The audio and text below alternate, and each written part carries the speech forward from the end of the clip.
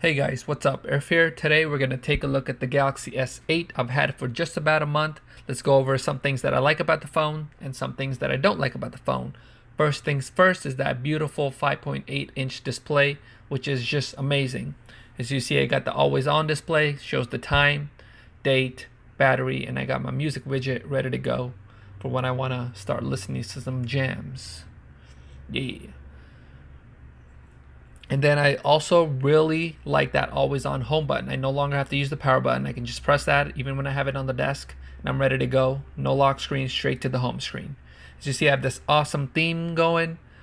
Very vivid colors with some dark going. Dark looks amazing on AMOLED screens. I get out of here, Bixby. No one wants you. But yeah, I love the display. Let's take a look at a video. Just show you how it looks on YouTube.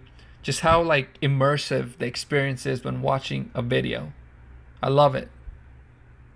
Really doing any type of multimedia is just amazing on this phone. So when you play the video, of course you got the black bars. Get rid of them.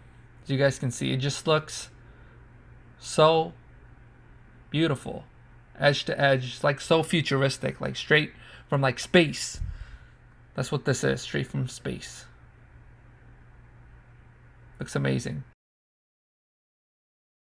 And then another thing I noticed was Netflix. Last week when I was using it, it did not have the full screen. Like I had the black bars on the side. Maybe it was just the show that I was watching, but I did notice yesterday when I was watching The Office that it took up the whole screen, as you see, edge to edge. So I'm loving that. So I'm hoping all shows implement this in the future. I've not played any games, so I don't know if all games are implementing this, but yes. So let's next talk about the size of the phone. It feels amazing. Amazing. Like I can't even praise Samsung enough for making a 5.8-inch display with such a small footprint. I can touch all my fingers to my thumb, wrap it around the phone. Right here we have the LG G2, which also had small bezels, and that's a 5.2-inch display and a 5.8-inch. And you guys see it still looks smaller. Yes, it is longer, of course, than the G2, but overall, just how comfortable it is to hold in the hand, the S8 feels a lot better. Next, I want to talk about the edges. I don't like the edges, but what I do like is some of the stuff that you can do with the edges. So I got, Smart Select, which I have been using quite often. I've been using this as well to hop into my battery to turn on battery saver if I need performance. And I can also do the device maintenance just in case it's running slow. Hit fix now, I'm good to go. And then another panel has the recent running apps, the home, back button, take a screenshot, which I've been using as well, and of course to lock the screen if I don't want to use the power button every single time. So I'm really using the edge even when I did not think I would use it, but I would still have preferred a flat screen. I'll talk about it in a future video. Another thing is Samsung Pay. Like I did not realize how amazing it actually was. I've been using it every time I go somewhere. People looking at me like, "Whoa, how'd you do that?" I got this future phone. That's how I did that. They're like, "Wow." I'm like, "Yeah." And it's not that just you use that, It's not just, oh, instead of swiping my card, I use that. I actually get points for using it, which is cool. I mean, yeah, you're like, oh, Samsung got to pay you to use that shit? Yeah. Well, why not, I can get gift cards. I can get a Gear S3 if I want, win a DeX station, which I have not won yet, Samsung. I'm just saying. But yeah, so it comes in handy. I mean, you're going to use your credit card anyways. You might as well use Samsung Pay, look cool while doing it, and get some extra points to get some gift cards in the future. Camera has been great so far.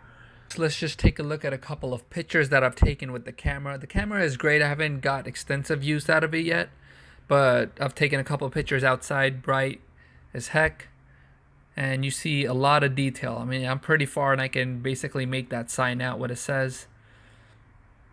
So the camera is great. I mean, it's basically the same one they had in the S7 Edge, maybe with a little better optics or better, I don't know, something.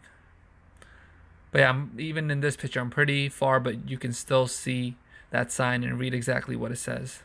And even this poop, I mean, you can see all the details in its cool smile and its cute little eyes and horn. So another thing that I've really been digging about this phone is the multi-window feature. It is mostly the same, but they have an extra cool little feature, which I can have just a part of the screen be in the multi-window. So I hit the recent running apps, hit that little square button, and I can select where I want that top portion of the window to be. So once I hit done, that's just going to be there. Now I can open any other apps. Let me just find Facebook real quick. Or why don't I see it? Oh yeah, I'm using something else for Facebook. So there you go. Now the video is playing. Sorry. Now the video is playing, and you got Facebook at the bottom. And let me show you why I really like it. So when I actually am typing something on Facebook, or say even texting someone, that top window stays exactly how it is. That's what I love. And the keyboard is there so I can type whatever I need to, but that window is not gonna move, which is awesome because on the older phones, when you would type, it would move the top window out of the way, and then you're just like, okay, what's the point of this? I should have just closed the app and used it, you know? So yeah. So yeah, it's kind of a pain to turn it off sometimes, as you guys saw there. But overall, I'm really loving that feature. I've been using that quite as well. What I don't like about the phone, it feels very fragile. Like, I feel like I have to have a case on it, as I do. You know, you guys see in the video, and I hate cases, but I have to because I feel like I'll drop it, and that's it. There goes like $800 down the drain. Pick your poison. You know, you want something that's nice and sturdy and doesn't look as cool, or do you want something that looks cool, but once you drop it, that's it. Game over. The speaker is alright. It's not the best speaker in the world, but it gets the job done, I guess. It's not as loud as I expected it to be. It's very low. I almost have to go full volume. Another thing I don't like is the fingerprint scanner. It is on the side. I mean, some people have gotten used to it, as I've read online, but I have not been using that, nor have I been using the iris scanner. I just use that awesome home button at the bottom to turn my phone on.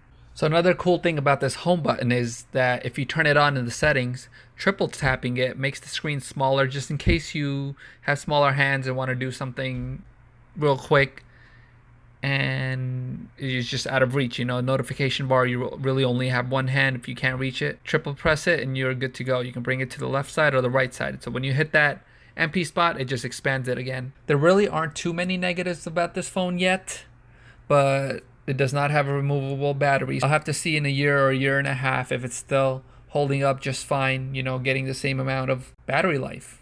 So not too many complaints about this phone. I'm very happy with this so far. Let me know if you guys have any questions below for the next video. I can do a comparison between this and the Note 4 if you guys really want to see it, since most of my videos in the past have been about the Note 4. I would love to do a comparison. If there's demand for it, I can definitely do it. Please let me know in the comment section. Let me know if you guys have any questions. I'll see you guys next time. This is Earth. Take care. Bye-bye. Yeah.